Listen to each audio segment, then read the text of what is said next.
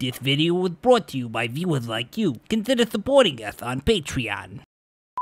Hi everybody! You ever sitting at home and you just think to yourself, I need a top tier list in my life? Well, wait no further. Yeah, in case you guys didn't know, it's been trending on YouTube recently to make top tier lists thanks to the good old YouTuber iDubbbz. And since we are totally trend whore jumping monkeys, why not take this opportunity to, instead of talking about fast food, which we already know I'm an expert on, and talk about something that's more feeding towards the soul. The Japan soul. Yes, today we're going to be talking about top tiers of Jvloggers on YouTube. Now, in case you guys don't know what a Jvlogger is, why don't we have the internet tell us what Jvlogger is? Go Google Ranger. What is a Jvlogger? Jvlog refers to a community of bloggers known as vloggers that live in Japan. Now, it's been a long time since I watched any Jvloggers, but I think I know the perfect community to ask who we should include in today's video. So why don't we ask one of our favorite Japan YouTube communities, Japan Circle Jerk. These guys have all the right answers. Hi guys, I want to know who are some of your favorite Jvloggers. Let me know. And then little heart there. Anyway, there's my post and let's see what they have to say.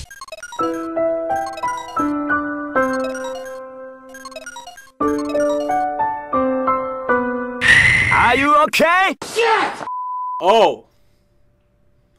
Well, that's not what I was looking for. I guess I gotta make my own list then.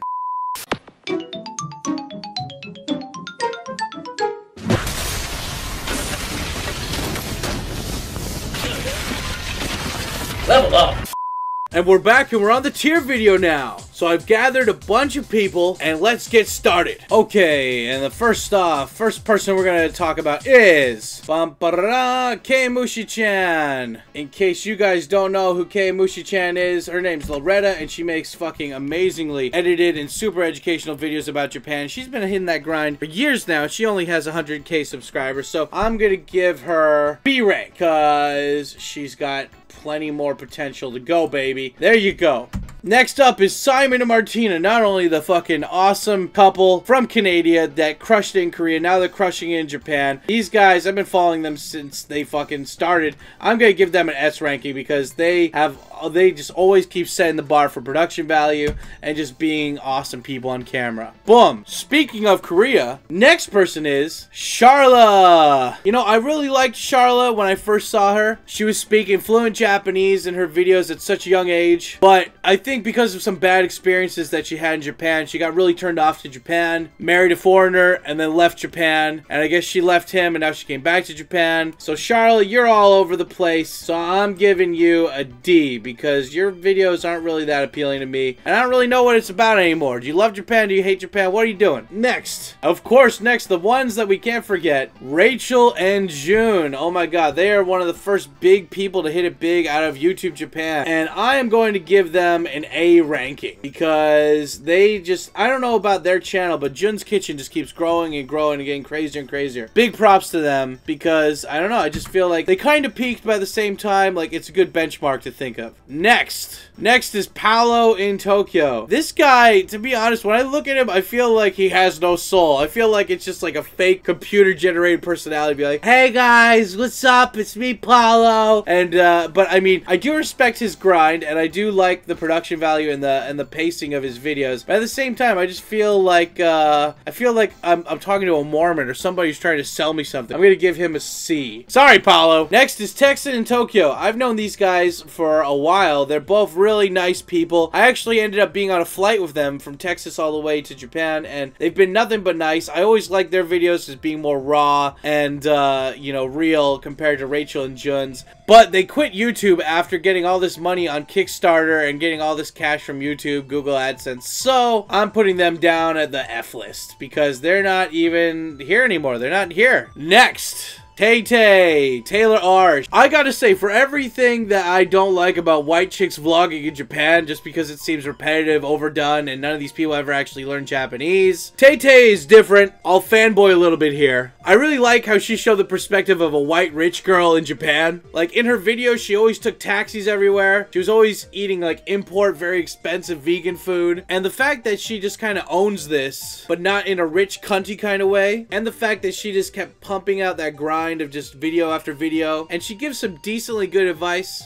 And she used to be a fat kid, but she moved to Hong Kong and gave up on Japan, so I'm gonna give her a B ranking. There you go. Next, Softy Papa. I put Kurt on this list because unlike any other fucking Jvloggers I think out there, his videos were special because he would travel around the outskirts of his city and just go for these long ass walks in the Japanese wilderness. And I always just loved putting those on in the background as ambience and stuff. So I loved his channel for that. But now he makes boring repetitive videos about him being in the desert in California. So I'm putting him down as a D with Charlotte. Sorry, Charlotte. Next up is Rody in Japan. To be honest, I'm on the fence with this guy, because like half of me is like, well, he's really actually talented with video direction and camera gear. But on the other hand, he only got famous for basically just talking shit about his good friend Mira. And as soon as he gets a dip in views, he always makes a video about Mira, which is very slimy. You should be growing on YouTube because you're so fucking awesome, not because of drama.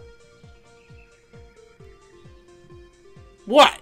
So I'm gonna put him down on an F category because he's just some stupid dude who likes drama. Next, Ozzy78. This guy is, what can I say about this guy? Came to Japan and then he left Japan and then he came back to Japan and then he moved to another place in Japan. I think Ozzy has the potential to be bigger, but he keeps wanting to be something that he's not. Hard to explain. I spent at least an hour or two trying to give this guy advice on how to make better videos and he never takes it. And even though I'd like to see him growing, I just don't ever see him really reaching a potential of a big YouTuber. So I'm putting him in an E category for good try, but you gotta try better. Next, PDR and Mime. You know, despite what people might say online, I've met both of these people multiple times, and they've always been nothing but kind and nice and genuine when I've met them in person. Duncan in particular, he's got a really fun, fucked up sense of humor, and Mime seems like the kind of chick that can roll with that well, and they've just been hitting that grind ever since they started YouTube, and now they make money off of it full time. On occasion, I still go over and I watch Duncan's videos, and Duncan was even on the trending page on YouTube today, so I'm going to give him the rank of, I'm giving him an A rank.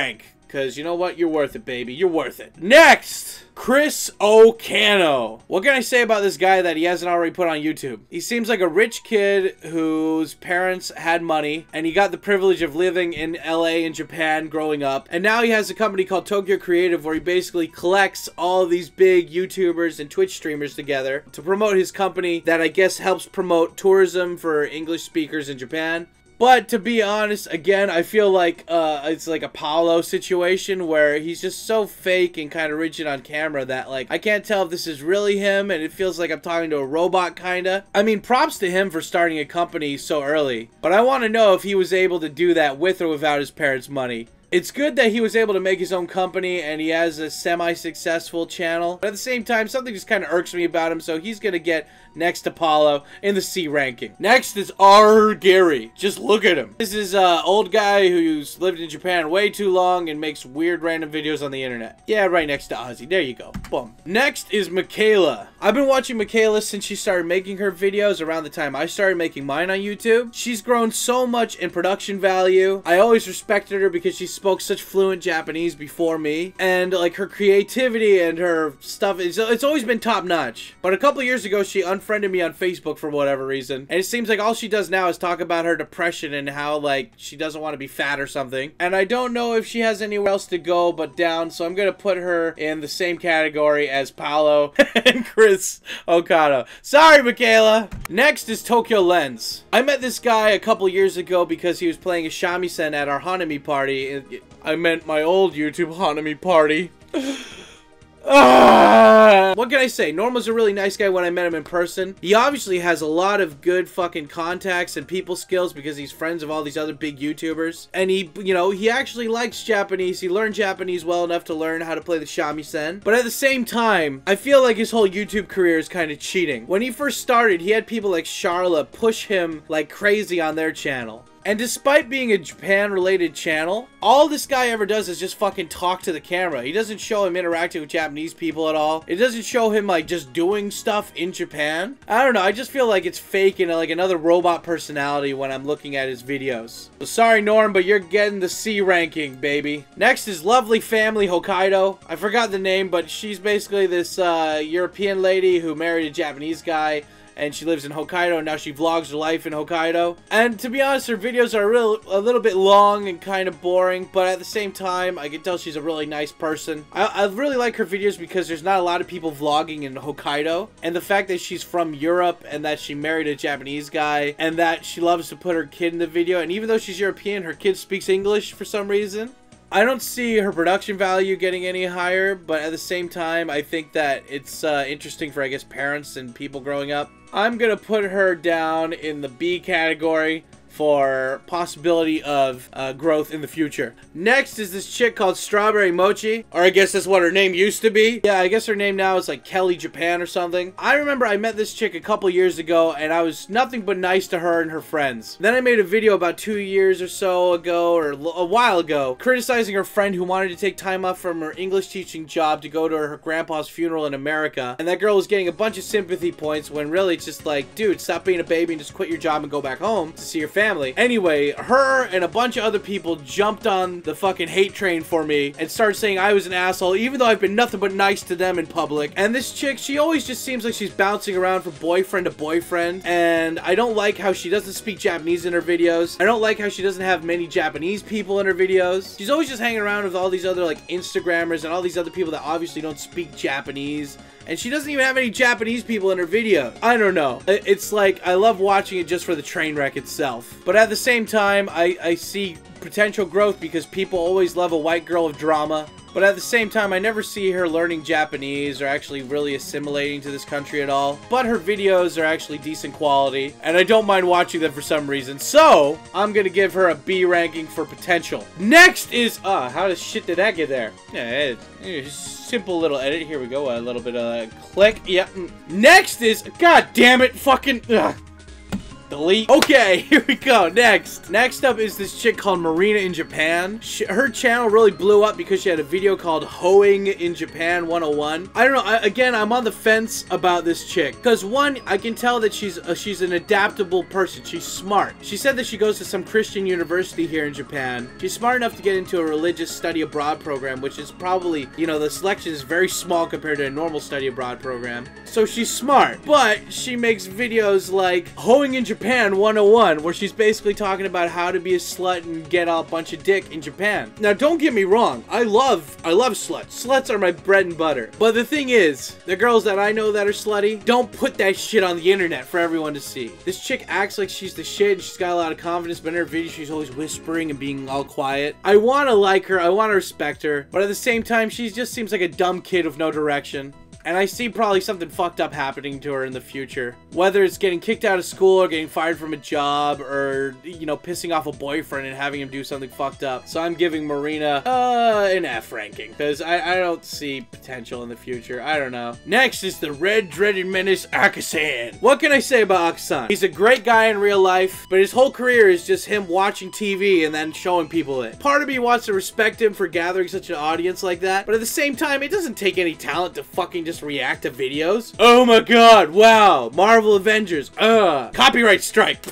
I don't know, I just felt like, what is it, I just feel like Akasan had all this potential to make actually good videos, but he just went for the low-hanging fruit and just kept doing reaction videos, and it's really sad. I'm gonna put him though at a C ranking because even though I don't really like his style of videos, I gotta admit that, you know, people are gonna keep watching because as long as movies come out, there's gonna be reactions to them, so gotta at least have steady income of fucking, can you even make money off that shit? Next is Drift Hunter Albo. I actually used to live with this guy in my house. What can I say about Albo? Albo has the personality of a rock in his videos. He always seems like he's very nervous in front of the camera, but he found himself a really nice niche. I mean, come on, who doesn't like Japanese underground car drifting? What Albo lacks in personality on camera, he makes up for with production value when it comes to his videos. And there's other car guys like Wasabi Cars and fucking Nordiaro, but but their production value means shit compared to Drift Down Hunter Albo's stuff. I see nothing but potential for Albo and just super fucking fast growth from here. I'm gonna put Albo in the A category. Okay,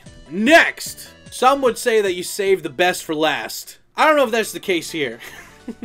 Definitely when it comes to growth and Patreon money, this is definitely one of the best for last. Chris Abroad is basically this dude who was a jet, and then he made some really cool, funny, like BBC style kind of documentaries about Japan, and he's just blown up. I've spoken to Chris a couple times on Twitter, especially after my GoPro video went viral, and I know that he's a pretty chill dude in real life. I like his production value. I don't think it's that bad. I mean, he's always incorporating drone shots, and he's using really good cameras, and it's very smart of him to have bilingual Japanese people with like a lot of camera personality in his videos. And I do like the fact that he's honestly trying to promote Tohoku, the area that he's from. But at the same time, in his videos, it seems like it's coming off more like a TV show and more like a character versus like who he is in real life. And at the same time, I feel like there's kind of like a glass ceiling, like a kind of lower glass ceiling for people like that. But at the same time, I still see potential for growth. Anyway, he does all the other stuff that pisses me off about everyone else, but he likes Blade Runner and Cyberpunk and Vaporwave and all that shit. So, my man Chris is getting an S ranking. Yeah, buddy. And finally, the man who started it all, who started the whole fucking Jvlogging thing to begin with, my man, Tokyo Kuni. Kuni is the guy who started the whole YouTube Japan fucking just community. He made videos that were funny and on topic and showed people parts of Japan that other people never got to see until he fucking put it online. He's the one who started the parties like the YouTube Hanami party. Without him, there would be no Jvlogging community. So in my humble Tkyosam opinion, I give Kuni the rank of not A, not S, but of Super Kami-sama, hot sex with the boobs, oh my god, fucking Kevin Cooney for life, hashtag 420, award of the year.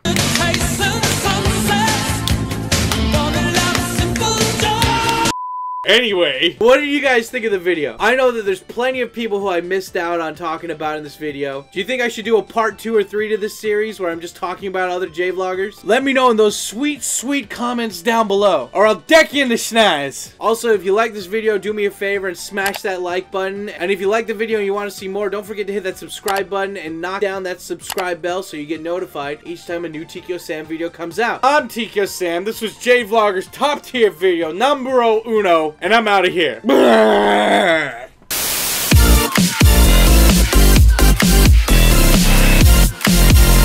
Hey everybody, thanks for checking out today's video. I had a super special, happy, sexy, fun time making it. Like every Tkyosam vlog, I just want to end it. Top patrons over at patreon.com/Tkyosam. Alex Thorne, Lalacom, Bijou Mike, Julian, Justin Post, Andrew Montoya, Enrique A, Tyler, Noah, Taichiro, and A Devoid.